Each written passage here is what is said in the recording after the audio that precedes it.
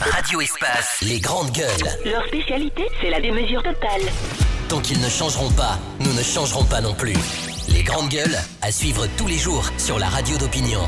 Radio Espace. On arrive évidemment à la fin de l'émission. Oui, Moussa Pensbet. Oui, Pensbet, je vais prendre tâche avec le chargé de communication du ministère de la Justice pour comprendre le tuyau qui m'a été filé hier.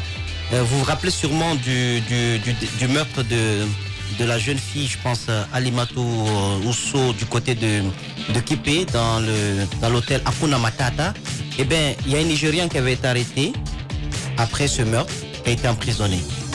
Ça fait maintenant 2 ans. Nous apprenons qu'il a été libéré hier parce que sa condamnation a été faite proportionnellement au temps qu'il avait déjà fait en prison pour un cas de meurtre. Bien. Moi, j'estime que c'est extrêmement grave, mais je reviendrai sur le sujet parce que pour des faits mineurs, nous avons des Guinéens qui croupissent dans les geôles du désespoir et qui ne sont même pas présentés devant un juge. Là, on parle de meurtre. Allez-y. Nous en reparlerons. Merci beaucoup, Moussa Moïse.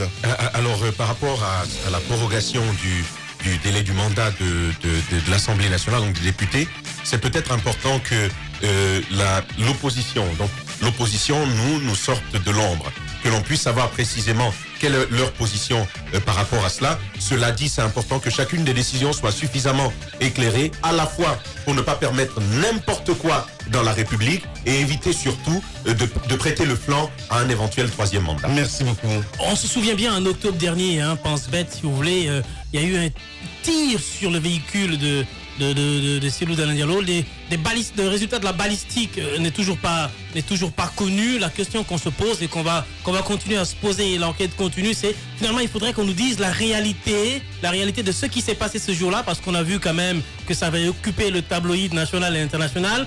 Où sont les résultats de la balistique? Bien. Mafoudia.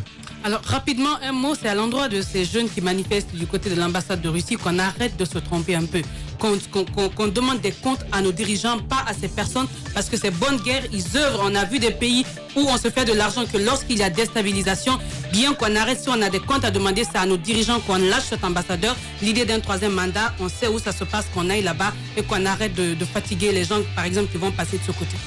Ben, ça se dégrade pour ce qui est des télécommunications dans notre pays. C'est quand même dommage. Il faut que on trouve des réponses auprès de l'ARPT. On a l'impression que, voilà, depuis que monsieur le financier s'est installé du côté de l'ARPT, donc tout semble s'écrouler.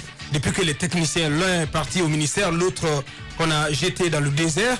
Et malgré toutes les bonnes annonces qui ont été servies, rien ne se fait de ce côté. La Guinée Télécom continue donc de rester donc dans la tombe.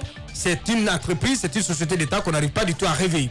J'ai l'impression qu'on a sacrifié M. Moïse Koulibaly. Allez, Titi, allez, encore ces débats de personnes. Merci à vous tous à l'international. À 13h, vous avez Karima Zakaria, Bakadalo à midi.